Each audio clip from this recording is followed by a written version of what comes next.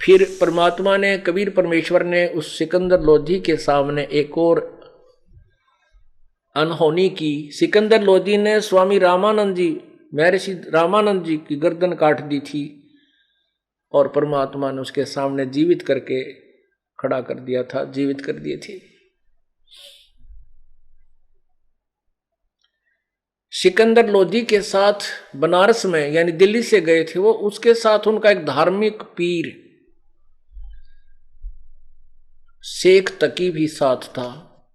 लेकिन शेख तकी स्वामी रामानंद जी के आश्रम में नहीं गया था, वो रेस्ट हाउस में ही रह गया था, ये कह करके कि मैं उन काफिरों के आश्रमों में नहीं जाता,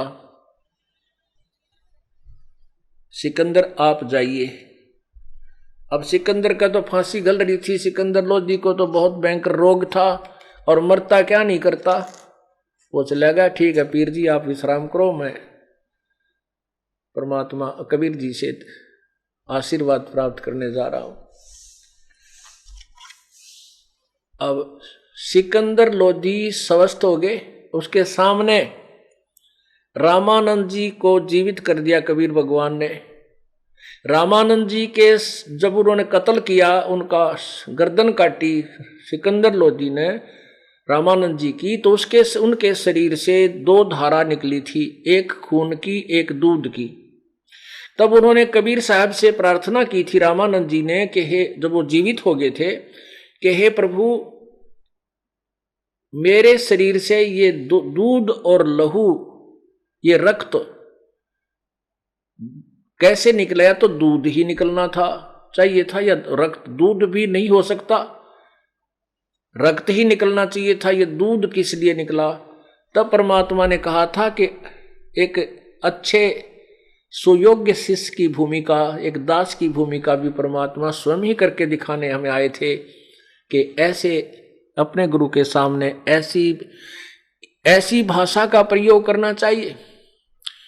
उन्होंने कहा कि हे स्वामी जी, हे गुरुदेव, आप तो अंतर्यामी हैं, जानी जान है, आप सब जानते हो, आप तो इस दास के मुख से कहलवाना चाहते हो। तब उन्होंने बताया था कि स्वामी जी अभी तक, पहले तो आप अन्य जाति वालों को हे समझते थे, ब्राह्मण वर्ग को ऊंच मानते थे, बाकी जाति वालों को आप न्यून मानते थे। वो तो आपने दया कर दी, इस दास को शरण में ले लिया, और रविदास जी और उस समय तक कई, जैसे पीपा जी राजपूत था राजा, वो भी शरण में आ गया था, ऐसे कई ले लिए थे। लेकिन परमात्मा, हे गुरुवर, अभी तक आप मुसलमानों को बुरा समझते हो, नीच समझते हो, हे समझते हो। हे प्रभु, हे स्वामी जी, ऊंच नीच कोई जाति या धर्म से, समुदाय से नहीं होता। ऊंच नीच इस विध है लोई, कर्म को कर्म कावे दोई। ना तो सारे हिंदू अच्छे और ना सारे मुसलमान उच्च। जो बुरे हैं वो मुसलमानों में भी बुरे हैं, जो अच्छे हैं वो मुसलमानों में भी नेक बहुत है, और जो बुरे हैं वो हिंदुओं में भी निरे हैं, और अच्छे भी हैं वो हिंदुओं में भी बहुत कम नहीं है। ब्राह्मण भी इतने नीच हैं कि कसाई भी ना हो सकता, और केवल जाति या मजहब से जीव ऊंचा नहीं होता, उसके कर्म ऊंचे और नीचे होते हैं। जब तक आप बैर भाव से दूर नहीं होगे, राग द्वेष आपके अंदर से नहीं खत्म होगा, तब तक आप मोक्ष अधिकारी नहीं हो सकते। इसलिए आपके शरीर, आप आद्य सुपात्र हुए हो, पूर्ण सुपात्र नहीं हुए हो। जिसने भगवान चाहिए, जब उस ऐसे महापुरुष ने जाति का झंडा भी पाट दिया, एक धानक को सीने से लगा लिया था, अब फिर दूसरी चोट मार कर परमात्मा ने सीधे कर दिए। मुसलमानों को भी वो अपनी प्यारी आत्मा समझने लगा, और सिकंदर लोधी को सीने से लगा कर कहा, बेटा माफ कर दे मुझको, मेरे से बहुत भूल हुई थी। आज मेरा अंधेरा, हृदय का अंधेरा, इस मेरे भगवान ने, कबीर जी ने मेरा हटा दिया। आज के बाद ये दास किसी भी वर्ग के, किसी भी समुदाय के, किसी भी धर्म के व्यक्ति को बुरा नहीं जानेगा, हाँ कर्म आधार से ही उसको निर्णय लेगा।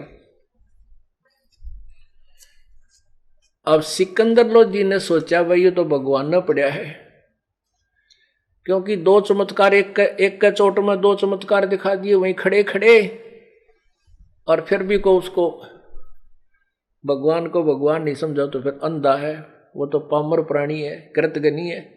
लेकिन सिकंदर लोधी, क्योंकि राजा जो बनता है वो बहुत अच्छी आत्मा होती है, भले ही वर्तमान में वो अपने स्वार्थवश बहुत पाप कर डालता है, लेकिन फिर भी आत्मा में उसके अंदर कुछ जगह ईश्वर की होती ही है। ये बट नेचुरल होता है।